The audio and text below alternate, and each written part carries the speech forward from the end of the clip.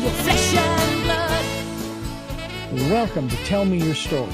New paradigms for a new world where we're giving you choices and knowledge of those choices to help make your dreams come true. We are here 9 times a week. Sundays at 7 a.m. and 7 p.m., Monday mornings at 1 a.m., Wednesdays at 9 a.m., and Monday through Friday from 8 to 9 a.m., streaming live at all those times at richarddugan.com. We are on SoundCloud, iTunes, TuneIn Radio, Spotify, Stitcher, Player FM, as well as YouTube, where you can watch these conversations. I hope that you will take time to subscribe and click notifications so that when a new conversation is posted, you'll be notified and you'll be able to tune in, listen in, and learn, and be entertained and inspired. A reminder that Choices, which is my book, 5 Steps for Life, it's available on Amazon.com in paperback, hardcover, and Kindle with Audible, soon to be released. We also ask that if you can support the work that we are doing financially, we do have a PayPal account. It is there for your security as well as ours. And when they ask for an email address to whom you're sending, please go to richard@richarddugan.com. That's the email address. If you go to richarddugan.com, there is also a link directly to PayPal so that you can send us whatever support you can. And we thank you to those who have helped and to those who will help. We also ask that you take time during this decade of perfect vision, the 2020s, to go within to that quiet, peaceful, calm, still place and listen to that still, small voice. And with that, we now take you to our very special interview and guest here on Tell Me Your Story. And welcome to Tell Me Your Story. I am Richard Dugan, and we have a very special guest joining us here on the program to share with us some insights into something that, I'll be honest with you, a lot of people think I should do more of, and that's listening. That's right. We're going to be talking with Michael Reddington. Reminds me of that character on television, that beguiling individual who's always getting out of scrapes and then running from the law. But I don't think our guest is running from the law. Michael Reddington, thank you so much for joining us here on the program and sharing with us a method that you created, you've come up with, called the disciplined listening method. Thanks for being with us. Thank you for having me. And yes, I can vouch there's no running today. So we have an uninterrupted conversation. Well, and I'm not running either. Listening, there's a, they say that math is the universal language. Some also say music, but there's math in music too. Where I'm going with this is that the mathematical equation definitely supports your thesis, if you will, and the title of your book, because we were given 2 ears and 1 mouth. So that stands to reason that maybe we should listen 50% more than we talk. Your thoughts on that mathematical equation? I can't argue that math. We should do a lot more listening than we talk. We'd learn a lot more that way. We'd be able to connect with people a lot more that way. We probably achieve a lot more that way. But I think throughout the course of our lives, we're typically taught that we achieve by talking, not achieve by listening. So it's a little bit of a unlearn what we have learned type moment. What is it that intrigued you about the concept, if you will, of listening that led you to create this method? And by the way, it goes on to say it's how a certified, I love this term, forensic interviewer unlocks hidden values in every conversation. What is a forensic interviewer? Yeah, 2 great questions there. So a certified forensic interviewer is a professional designation of expertise. Many industries have them. You have your certified public accountants, your certified financial planners, et cetera, et cetera. So it's a designation of expertise. Like any other professional designation, requires prerequisites, passing a what's the word I'm looking for? A difficult exam. That's not the word, but we'll go with it for now. And then maintaining the recertification credits after the fact. So there are certified forensic interviewers all over the world, from the private sector, from the public sector, from law enforcement, federal, investigators, attorneys, academics, HR professionals, and beyond.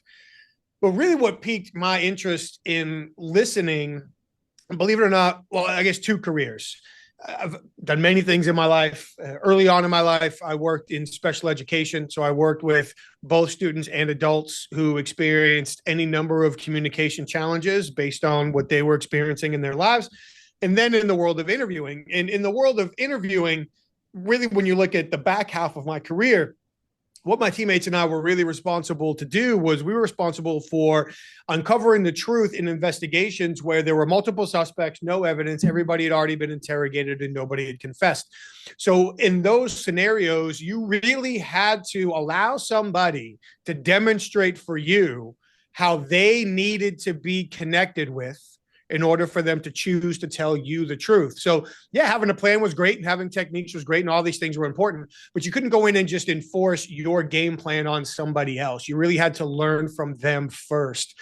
And the more I applied the lessons that I had learned in that context, in all other contexts, my important business conversations, my important personal conversations, and beyond, the more I really started to reap the rewards. So putting all of that together was really what led to the publication of the Disciplined Listening Method, looking to give everybody else opportunities to achieve the same experience. You know, it's interesting how what you've come up with, what others have created as well, especially in the context of body language and learning how to read someone's body language and what they're really saying in the excuse me, in acting is subtext, and is that something that is that has been learned, that has been sort of intuitive more so down through the years? And now it's been turned into, am I correct, sort of a science? Oh, there's absolutely science behind it. And in some aspects, the science might be a little bit conflicting depending on people's particular background or focus with their research.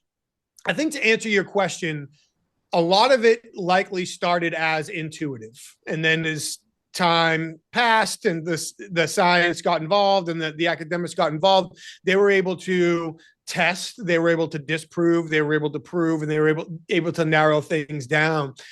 So yes, I think at this point it is still somewhat of an art, but there is a ton of science behind nonverbal and even verbal, but verbal and nonverbal communication.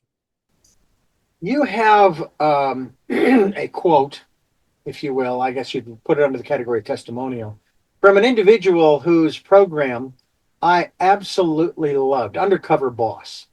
Mm-hmm. I couldn't get enough of that. The downside was I could never be on that program because I was like one of two or three at any given time at the radio stations I was working for. So there was no way to go undercover. But I thought it was absolutely one of the best programs when it came to a CEO, the head of a company, a corporation, who was actually willing to go into the trenches, as it were, to observe and to listen to the people who were actually making him the money that his company was making him the products and or providing the service that his company was providing. Do you think that kind of, I don't want to say program, but that kind of concept in the business world, but I know this applies elsewhere, is something that every manager and or CEO and or owner, because not all CEOs are owners and vice versa, needs to take a look at and say, you know, if there was a way for me to go in incognito, great, but there's another way for me to do this. And that doesn't mean you go in and make friends of your employees. What are your thoughts in that regard? Yeah, you're referencing Jeff Duden, who's an amazing individual. He's a very, very unique human being and leader. And he is somebody who pretty consistently demonstrates a sense of humility and curiosity and willing to learn and embrace the thoughts of others, regardless of their rank or tenure, so to speak. So he's an amazing individual. And yes, I do think that that type of endeavor, although maybe not part of a television show and with disguise and all of those things, but as leaders, opening yourself up to the thoughts and experiences and input of others is extremely important. And unfortunately, I think it's a small population that really do it. I think it's a larger population that trick themselves into thinking they do it, and a substantial population that believes it's probably unnecessary. But the reality is the more we climb the org chart, the higher we get, the more our job titles motivate people to be less open, honest, and thorough with the information they give us, because we now have the ability to distribute a wide range of consequences. So people are better off protecting themselves than they are opening up with us. So that means we have to work even harder in order to create an environment where people over time feel like that we have earned their trust and they can share sensitive information under vulnerable circumstances in the face of consequences with us. So even opening up and accepting that can be difficult for some, but then also realizing, and everybody at the top knows this, that they're so busy doing everything else, they can't possibly know what's going on at all other levels of the organization. So really, the experts at any level of the organization are those who operate at that level of the organization. And we certainly can't paint with too broad a brush, but there is a near certainty that people at every level have information, have experience, have perspectives, have idea that are valuable all the way up to the top.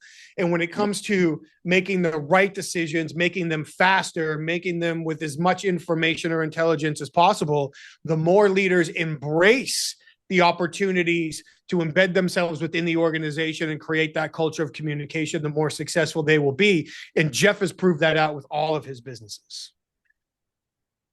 I will share with you very quickly that early on in my career, back in the 80s, I was in my 20s at that point, I was operations manager for a station, and I had at one point, and it was very short-lived, by the way, a very authoritarian way of doing things. You're going to do it because I said do it. You know, I'm the supervisor, and so if you will. And what I found was that didn't work. There was rebellion. I'm not going to do it because you tell me to do it. So I had to find another way around that. And basically, as I learned that that didn't work, I said, well, because we have clients who come into this building, it was a very small building, a transmitter site. They come in here to do their programs. We need to have a clean facility. We need to have a place for them to feel, safe and so on and so forth. And so that's why I'm asking you to clean the bathroom, and so forth. They said, okay, I'll do it for them. Okay. And that's when I changed my tack, because I was doing the same job that everybody else was doing. It wasn't like I was sitting in an office and at a desk and so forth. I was running the shows and conversing with the programmers and so forth. Why is it that we seem to have people? Because, well, and let me back that up. With that concept, there is no listening going on, is there? And why is it that that concept seems to be at the forefront of a lot of what we're dealing with today, both in government, in corporations, in all sectors? It's like people are very territorial, and it doesn't matter what you have to say. I'm the boss. Yeah, that's a layered answer. We could go a lot of different directions with that. I think in general, unfortunately for most of us, we were taught to speak when we were children. Mm-hmm. We were taught to speak by adults, and we were taught to speak by adults who treated us like children. So now we all grow and we become adults and we have to talk to other adults, but we were only operationally conditioned to treat people like children. So now we take how we've been talked to our whole life and we try communicating with other adults the same way. And we sit around and we blame them when it doesn't work. When in reality, we didn't use the right technique for the right situation, for the right conversation. So people tend to, and I'm not going to get into all the psychology and all of that stuff. Number one, because it's not my degree. And number two, because it's a dangerous conversation. But it's easy for people to become defensive when they feel like they have something to lose. It's easy for people to become defensive when they feel like they have something they need to protect. It's easy for people to become defensive when they feel like there's an image that they're supposed to portray. And when we allow all of those concepts to overrule the outcomes we can create and the relationships we can develop all the way, then it's easy to fall prey to the roughly 175 biases that we already have in our instincts for protection and create these entrenched conversations or communications, if we can even call them that. Incredible. Well, Michael Reddington is our guest here on the program, and we are going to talk more about this whole aspect of disciplined listening and his method here as we continue on Tell Me Your Story. I am Richard Dugan, Reverend Dr. D, believe it or not, and we're so excited, quite honestly, because I am always looking for ways that, for example, when I look at the wave on my editing screen, when I go to edit this interview, for example, if I am able to see, if there's actually a way to gauge this and it's more a visual thing, 50% or more of the conversation going to the guest, I feel like I have won, or I have succeeded, or I've done good because I haven't dominated. Do we have a majority of people who they want to win? So they want to dominate because they think that by dominating, somehow they've succeeded in, I don't know, convincing the other person or the group of people. It's what it, and again, it's different if you're giving a talk up in front of a bunch of people as opposed to, a conversation like we're having. Is that a fair gauge, or should it actually be less than that? Should I be looking and saying, it should be more 35 or 40%, or maybe 25% me and 75% the guest or the person I'm talking to? There's a couple of great questions layered in there. To answer the percentage one first, from my perspective, for what it's worth, that's going to be contextually variant. So who are you talking to? What's the topic of conversation? What's about? How's it flowing? To be quite honest, I think 50-50, give or take, in either direction is probably a good place to start for this. But if I'm giving you very short one-word answers, I'm not giving you anything to go off of, I'm not taking what you give me and running with it, then you might be talking more, and that might be no fault of your own, other than unfortunately selecting me as a guest for your show. You might have to fill the blank. So all of those contextual agreements or contextual considerations really have to go in. I think it's more than just a percentage. Okay. But I do believe that by and large, if we are under the 50%, then that's probably where we should be. If the other person is doing 51% or more of the talking, then that probably is more often than not indicative that we're doing a better job listening, taking other contextual factors out of the conversation. But when it comes back to the first thing that you said about needing to win, that's part of it. Again, it's going to differ from person to person, the situation to situation, but whether it's the need to win, whether it's the need to feel comfortable, whether it's the need to feel in control, whether it's the need to feel in charge, whether it's the need to feel heard or understood. And if I want to make myself heard or understood, I need to talk more. Sometimes it might honestly be the opposite because I'm so uncomfortable, I might just continue to talk. So there could be any number of reasons why somebody might feel that the more they talk, the better it is for them in a conversation like this, like not what you set up, talking in front of a group of people or different context. And that's where really as a listener, elevating your situational awareness becomes so important. Because if we can understand why the other person might be talking more, then we can do a better job adapting how we communicate with them, either maybe to get them to change their approach or to take advantage of the shorter moments that we have available to us in this conversation.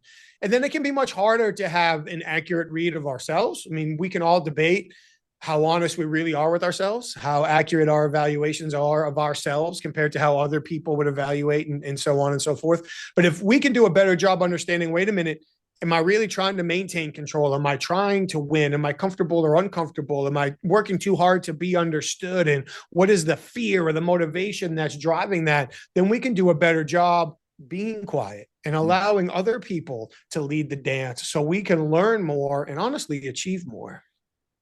By the way, I mentioned, people reading body language earlier.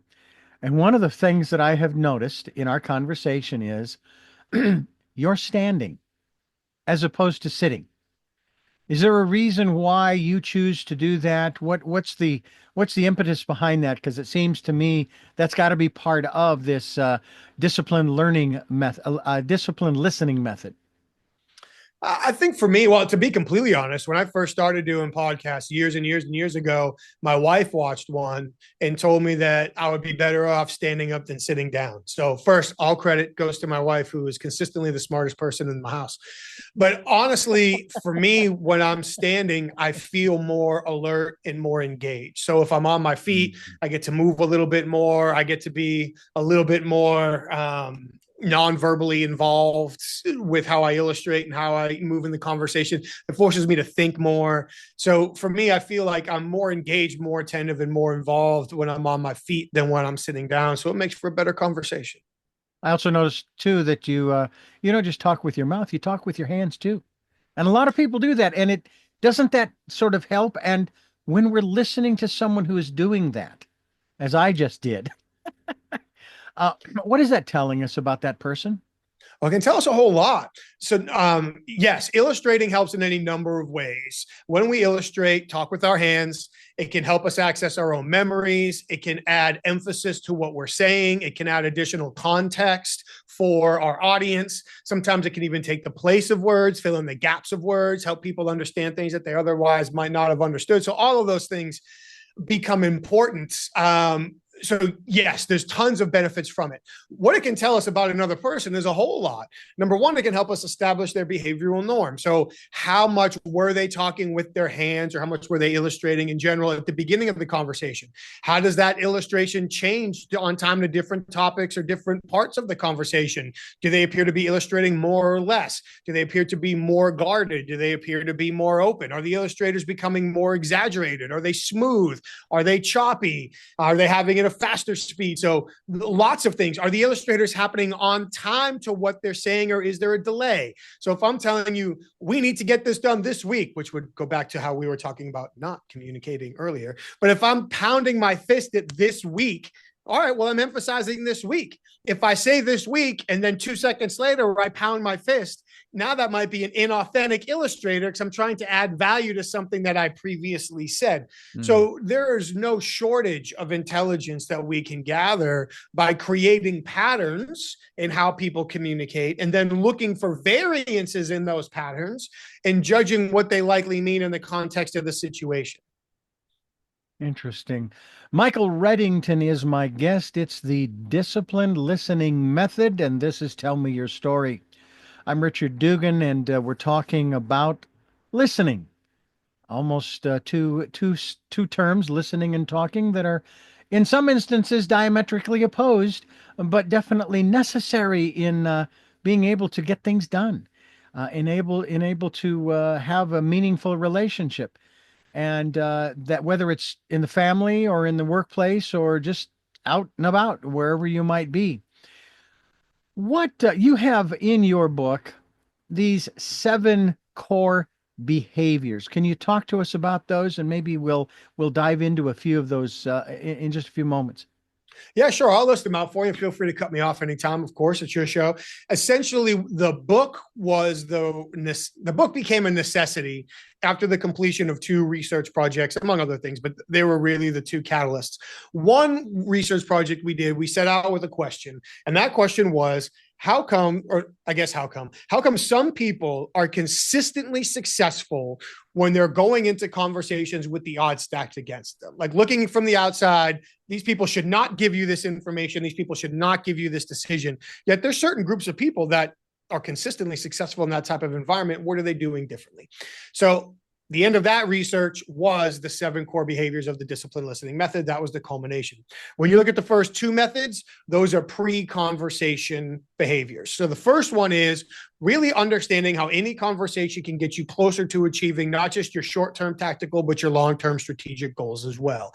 Every interaction we have is a link in multiple chains. So how are we using these links to get us closer to the end of the chains with the outcomes we want? So number 1, understand how any conversation can get you closer to achieving both your long-term and your short-term goals. Then number 2, when it comes to strategic planning, was understand how we can build our strategies off of our perceived weaknesses, not our perceived strengths. all too often, if we go into a conversation thinking about, well, these are my advantages, these are my skills, this is where I really have leverage or an opportunity, we can create blind spots, fall into the entitlement trap, and end up being less successful than we anticipated. But if we prepare by asking ourselves, okay, whoa, why shouldn't this person say or do what I want them to? Why haven't they already done it? What do they need to experience to overcome these things? And how will every step I take help me achieve these goals? Now we can capitalize on the reasons why we might not be able to achieve what we want and build our strategy around that, leveraging them instead of trying to avoid them. Then to piggyback on something you said earlier, the third one is once the conversation starts, be patient and let the conversation come to you. Listening equals learning. The more somebody else talks, the more you learn, the more data you gather, the better decisions you can make, the better connections you can make, the better outcomes you can achieve. So be patient. Allow the conversation to come to you. Now, the next two go hand in hand while we're observing. Please give up trying to catch people lying. There's no point. It creates more problems. We're probably wrong more than we are right. It is fraught with peril. Instead, like we were just talking about earlier with pattern identifications, look for changes in somebody's comfort level. At any point in time in the conversation, does somebody's comfort level appear to get higher or lower, more comfortable or less comfortable? When you see their comfort levels change, ask yourself, why? What just happened? What caused that comfort level to change? If we believe we can accurately understand the trigger that caused somebody's behavior to change and evaluate it in the context of the conversation, we can get a really good idea of what they're thinking and feeling at that moment, which allows us to adapt. Now we can change our approach based on the new intelligence that we have.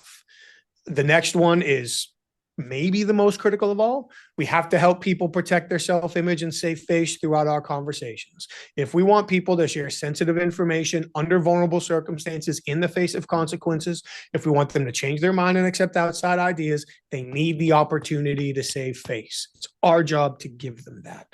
And then the last behavior is post-conversation, which is build trust equity through post-conversation follow-up. There's a big difference, all religious connotations, of course, between trust and faith. We tend to trust what we have evidence for, and we tend to have faith in the things we believe in strongly, but lack evidence. So if we want someone to trust us, what are we doing after the conversation to continuously give them evidence that we are trustworthy so the next conversation is easier? What flashed in my mind was an experience back in 2005. The radio station I was working for was being purchased by what I refer to as a Christian consortium. Now, they were also buying another radio station that was a Christian station that I had worked for in the 80s and early 90s for 15 years. And they had been interviewed by the local paper in Phoenix, asked, hey, are you going to keep Air America Phoenix as is? Because, and so forth. He said, well, you betcha we are, because they're making money. And I had, as I said, I worked for these kinds of people in the broadcast industry for 15 years in the 80s and early 90s, in the heyday of the televangelism scheme and scam and so forth. I knew they were lying, because there was one passage that was always driven home on many programs, and that is, be ye not unequally yoked with non-believers, which is what they thought of us who worked for the Air America Phoenix station. Well, January 2nd, came to work. We're flipping the format February 28th. We're going to something new on the 1st of March, and everybody's being let go. Surprise, surprise. And I wasn't going to start looking for a job. I wanted to see it through to the end. And so I was there until the 28th. And that was one of the things that I found so interesting, was when I started listening to folks of belief, if you will, and conviction and so forth. And I don't want to be denigrating, but I thought, okay, this is where they're coming from, and I have the same kinds of convictions and beliefs and so forth. I usually refer to them as philosophies, Michael. And I have to wonder sometimes, when we get into conversations with someone and we have a particular perspective, And we're here. And this is part of the reason why we have the polarization here, as well as across the globe, that we do have today, is nobody's listening. Um, I do have a conversation with a good friend who has different views from mine, but we're still very good friends. My brother and I are on opposite poles, if you will, but I still love the guy, and he's still my brother. We're not estranged. We have conversations. We text occasionally and so forth. And he and I both have the same right to believe what we want. How do we where do we begin? Let's just say, okay, you know what, Michael, you touched a chord. A listener is saying this. You touched a chord in me. I'm really tired of being alone. I mean, yeah, I'm around all these people that think and believe the same way, but I miss this person and that person and so forth. And we had such a great interaction and so on. Where do I begin to reconnect with this person? How do I begin to listen with an open ear, an open mind, and even an open heart? In that situation, we have to value the outcome more than our emotion. So if I have been estranged from somebody who I used to have a great relationship with, something came between us, and I'm interested in rekindling that relationship, maybe we'll never get back to where we were, but get back to a mutually beneficial and appreciative relationship, then I need to be able to value the outcome of that relationship, what that relationship will mean for me, my family, each other, whatever it is, more than how I feel along the way, which runs counter to how our brains are wired. Yeah. We're wired to seek out information and ideas that are consistent with what we already think and believe, and we're wired to disregard ideas that are inconsistent with what we already think and believe, that make us feel uncomfortable. And unfortunately, as a society, we become more and more incentivized not only to pick the group that you closest align with, but then to get the most attention from that group by being the loudest person in that group.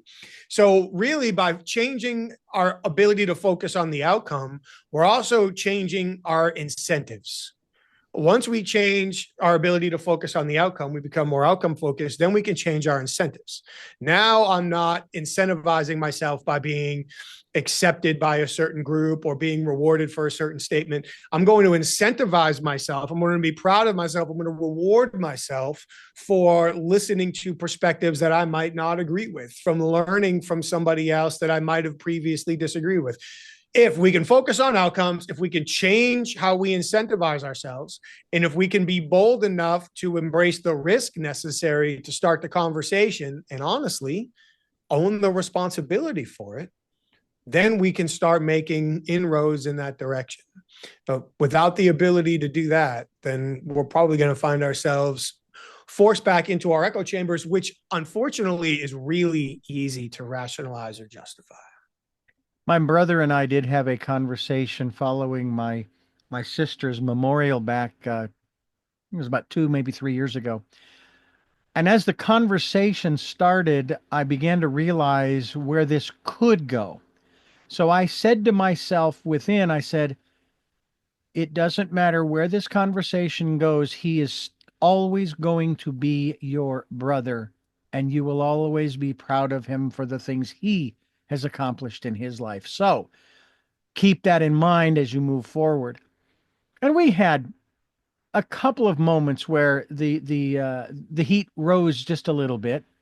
But what was interesting was at the end of that conversation, we agreed on 3 things that we both felt needed to be fixed.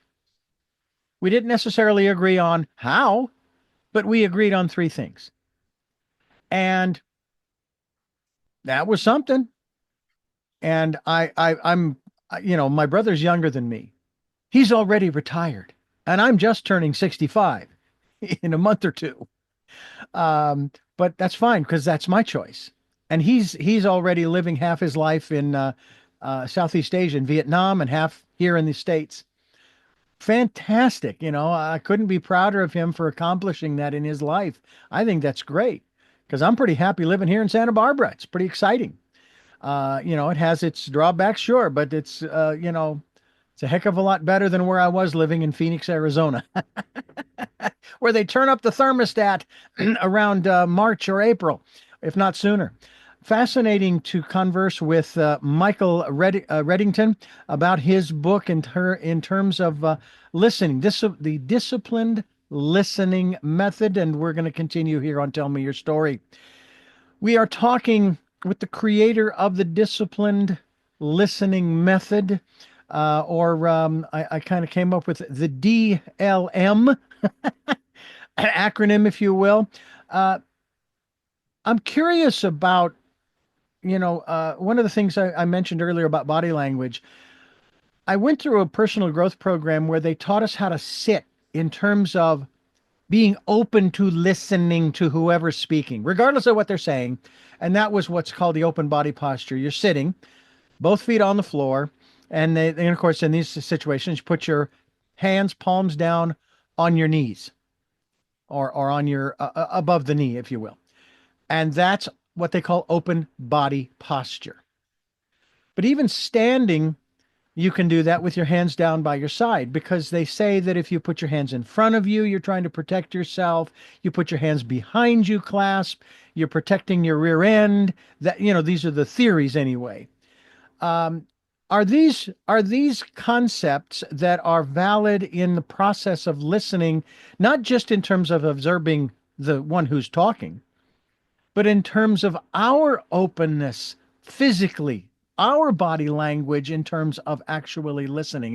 Is there some truth in these concepts that I just mentioned? Yeah, there's some for sure. There's definitely research that shows there are postures or stances that affect how we think, how we feel, how we believe, for sure. So if I put myself in a more open position, could that be affecting my ability to listen? Yes. Maybe more importantly, does that affect the interpretation of the person I'm communicating with so they feel like I'm open to listen? Sure.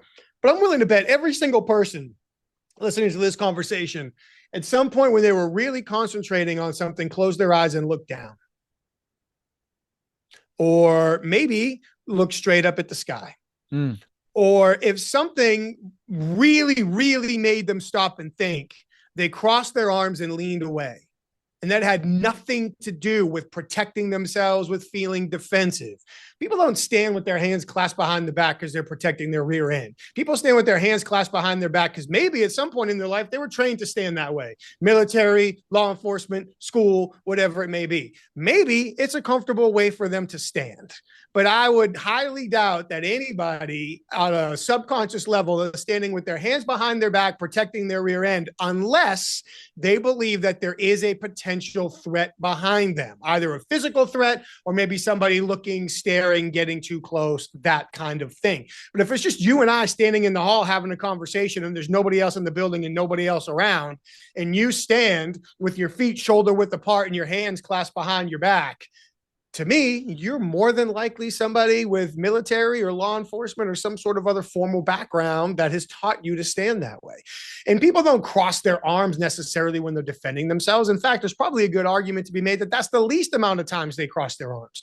People cross their arms when they're either feeling physical comfort or emotional vulnerability. My back hurts, I'll cross my arms. The chair's uncomfortable, I'll cross my arms. I'm cold, I'll cross my arms. Somebody said something that really causes me to think in a way I've never thought before. I might cross my arms. My former teammates and I have reels of videos where people would confess with their arms crossed. So it's very important. Single factor decisions are deadly. When we're observing other people's communication, we don't want to make a determination based on one observation. We want to make it off the totality of circumstances, behavioral clusters or groups as much as we can observe. But to get back to your original point, if we really want to listen, then it's important based on the situation that we're in, that we put ourselves in the physical position that we believe will help us the most. And that can be different person to person and situation to situation. When you're talking with someone, Michael, and you are picking up that they are comfortable, they are at ease. I know there are those who would think, okay, now's the time to strike because they're vulnerable. when in fact that will actually cause them to shut down, in a matter of fact, or close off. Or I like to use the Star Trek analogy, they'll put up the shields, and now nothing can get in. And it's in essence, the conversation is actually stopped because now it's just you dialoguing because because you said something, you may have even done something, your posture might have changed to the extent that, you know, that's another aspect too, in that respect, when they have shut down for whatever the reasons are, because it's something going on within them, something that you triggered. You're not necessarily at fault, but that you triggered by a word or a phrase or what have you that brought up something within them from their past.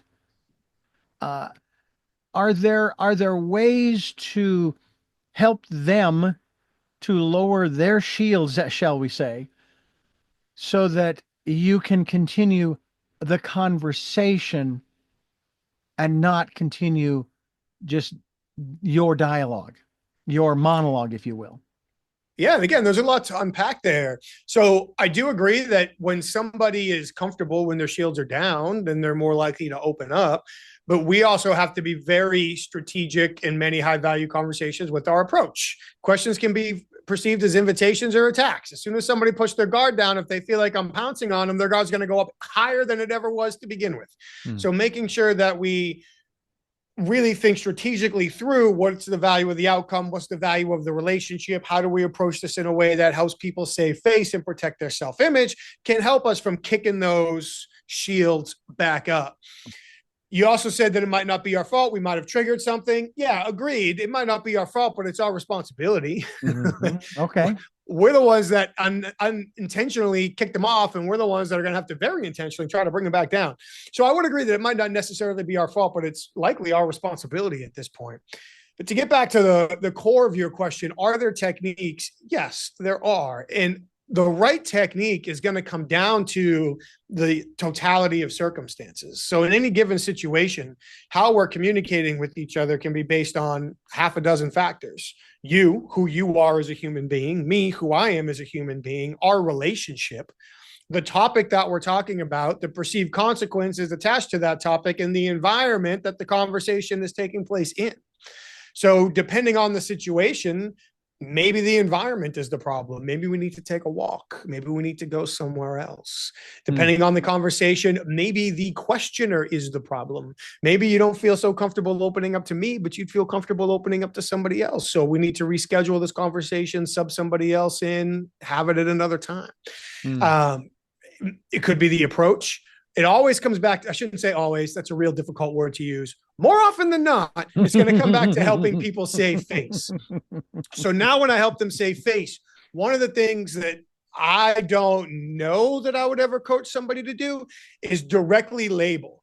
So, Richard, it really looks like I said something that made you angry. Why are you angry with what I just said? That is so fraught with judgment that you could very likely look at me and say, I'm not angry, which is only making you more angry. So generally speaking, when we see a behavior change, again, more often than not, situations are different. I wouldn't coach to directly address it right away, because that is when it's raw, that's when it's real, that's when it's at the highest. So I wouldn't say, wow, Richard, you look angry. Wow, you just crossed your arms. I guess because you just clenched your teeth and looked away and shifted in your chair, you disagree with what I just said. All of that makes me sound more judgment-worthy, more judgmental, less trustworthy. And now you are hyper aware of everything you're doing because I just called it all out. Instead, what I would more than likely do is let it slide for a little bit. I don't know, 30 seconds, 3 minutes, 5 minutes, 10 minutes, different day. Every situationally different. But let's just say I let it slide for a couple minutes. Then I might come back to something like this. Oftentimes in conversations, I've got to step back and realize that I might not be seeing a topic the way the people I talk to see it. So when I give my perspective, my point of view, it could be really easy for somebody else to see it a different way, or maybe even get upset by it due to something that I didn't realize. So I'm curious, Richard, what have I been missing? So now I never use the word you. so you don't feel like you're being judged or under attack. I illustrate it like it's on me. It's my responsibility. And now my question isn't what made you mad. My question is, what did I miss? Which gives you the opportunity to save face, hopefully start to educate me, and open the door to a different hallway that we can metaphorically walk down together in this conversation.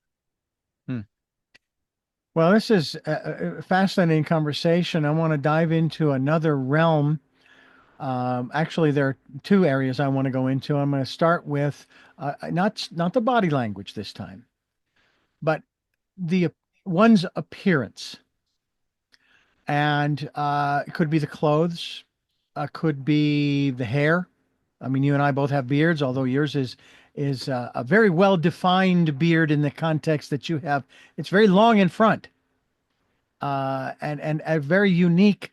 But I'm familiar with the style, and I'm sure there's a name for it, just as there's probably a name for mine. I'll have to check with my barber, who's been shaving beards and so forth for decades. See if he has any history on the different types of beards. I mean, I even think of Abraham Lincoln with a beard but no mustache in some pictures. I thought that was rather an interesting look. I tried that once. Doesn't look good on me. At least I don't think so. But clothes. Maybe you wear a hat. I normally wear a cowboy hat when I'm out and about and so forth. And I get compliments on occasion. And I think, if the hat was just sitting on a table, nobody would think any different. But because I'm wearing it, I don't know how it is. I must pull it off somehow.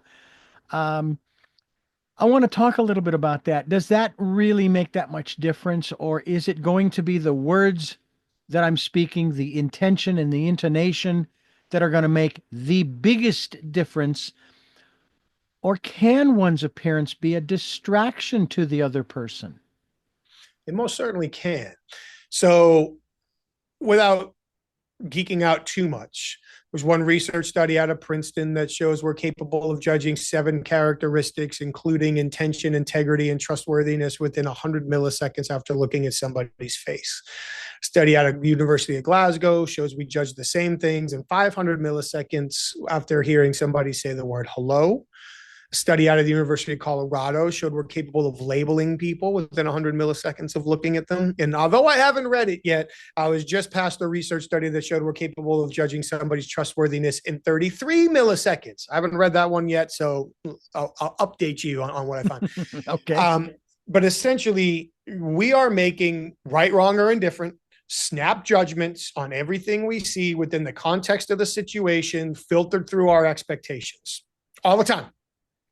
So for me, you were on video right now, but I'm assuming that you were interested in having this conversation because there was some sort of value from my work that you expected to get from the conversation.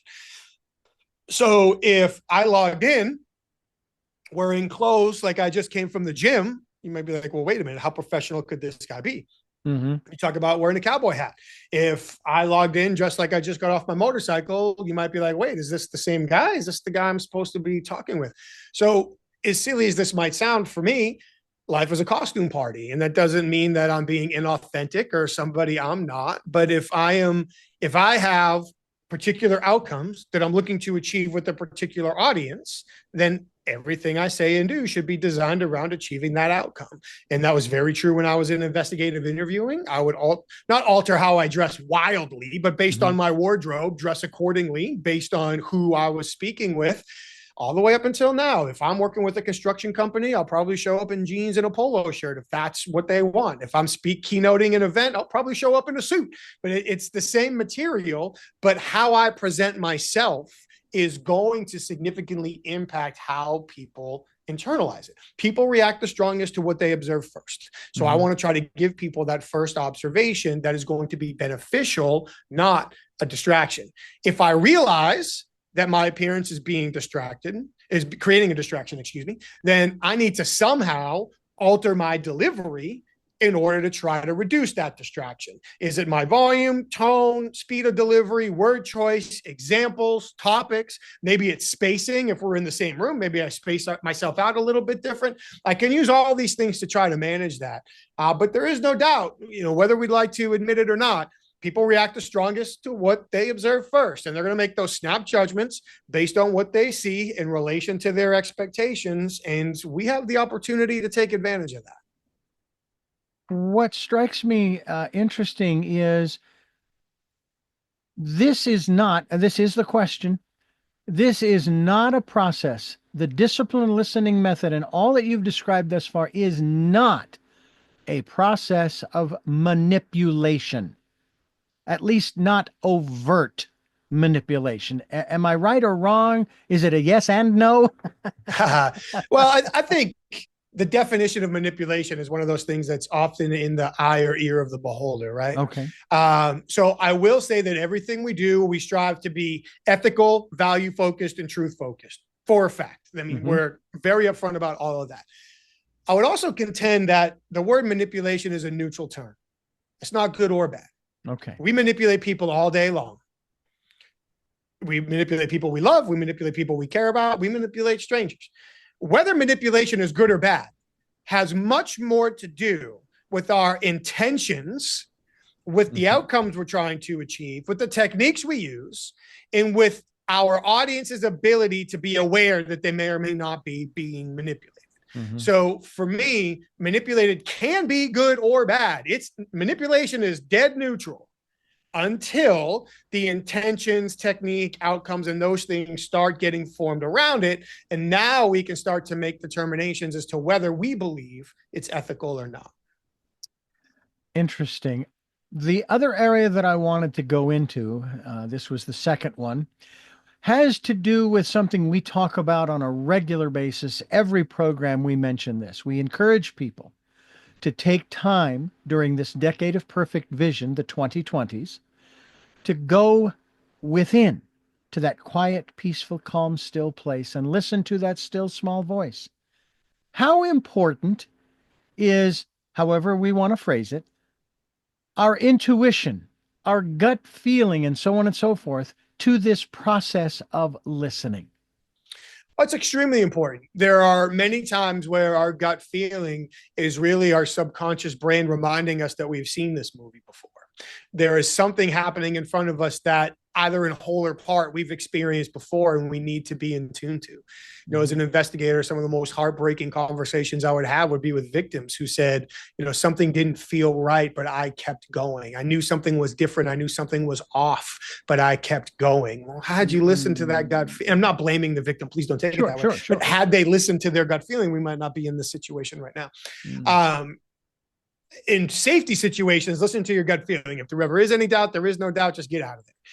In a lot of our other conversations, I think the real skill comes with flushing out our gut feeling. So wait a minute, something feels great, something doesn't feel great, something's causing me to feel trusting, untrusting, skeptical, excited, whatever it is.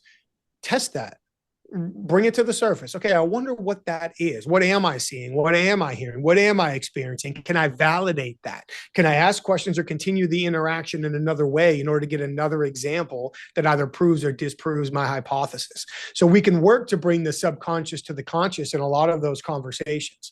But I would say, again, in a safety situation, trust your gut. If something doesn't feel right, get out of there.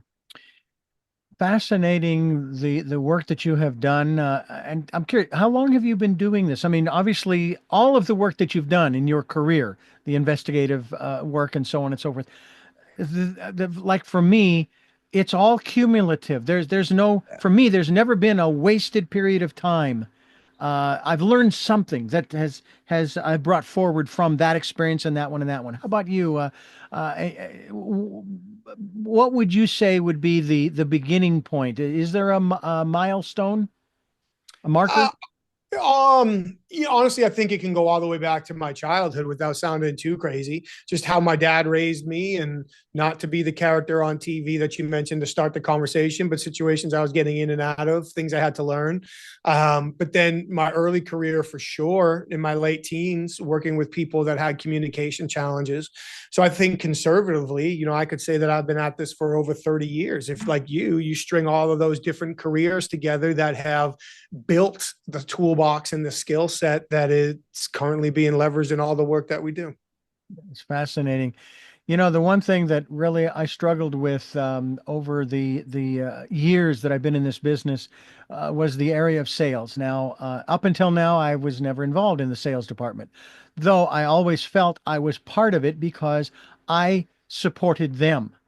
because I would produce what was needed for them to be able to take to the particular client, to say, hey, here's what we can provide for you, and so on and so forth. And either it worked or it didn't. But that was my role.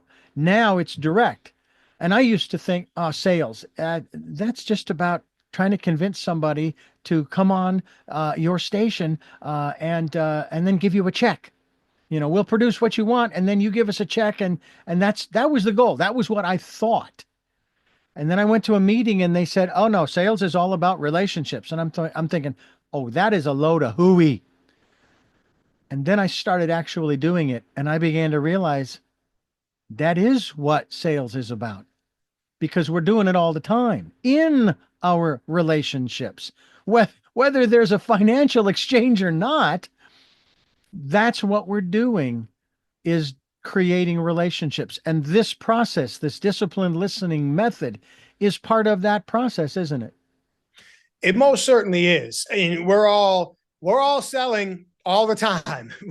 So whether we're selling an idea, whether we're selling a product, whether we're selling a service, whether I'm selling, my wife and son to agree with the decision that I want to make on a puppy that we just rescued, we're all selling all the time.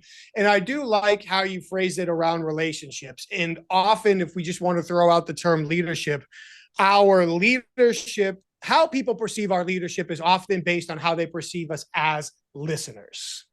So the more we can invest in listening and understanding other people's experiences, even going back to some of the wavelengths that you talked about looking earlier, whether they're doing that realistically because they have the waves in front of them, or they're just kind of going back and reflecting on their experiences, the more they feel listened to, the more they feel experienced and heard, the more they will be open to our ideas. So it's not just getting somebody in to get us a check or buy a service or purchase a product. We're constantly selling. We're selling ideas. We're selling relationships. We're selling trust. We're selling vulnerability.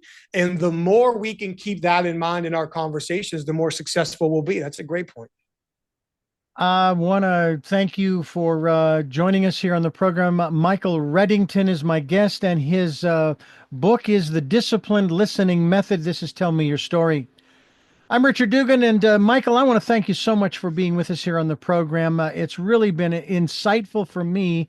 I hope that the conversation has been what it is supposed to be. That is a conversation, whether it's 5149 or however the math works out. It's just been a pleasure for have you here on the program and help us with the work that we're doing. Well, I appreciate you having me so much. It was a conversation, and I truly enjoyed it, and I hope the listeners got a lot from it as well. I appreciate it. Thank you. Well, I know we're short on time, so I'm going to get to it. I do have 3 final questions I ask all of my guests, and we'll jump right into the first of those 3 questions. Number 1, who is Michael Reddington? I'm a teacher. What gets you up in the morning? My dogs and my son, typically. And finally, what was your best day? My best day had to be the day my son was born. Once again, thank you for joining us, and thank you for listening to and watching Tell Me Your Story, New Paradigms for a New World. We are giving you choices and knowledge of those choices to help make your dreams come true. Until our next broadcast, podcast, videocast, love to Lal. Jeanette, I am still listening. Dad, thanks. Continue to be happy, because I am. Smokey, I'll see you on the other side. Michael, thank you so much for being in my life. And to my dear friend Zorro, aho, aho.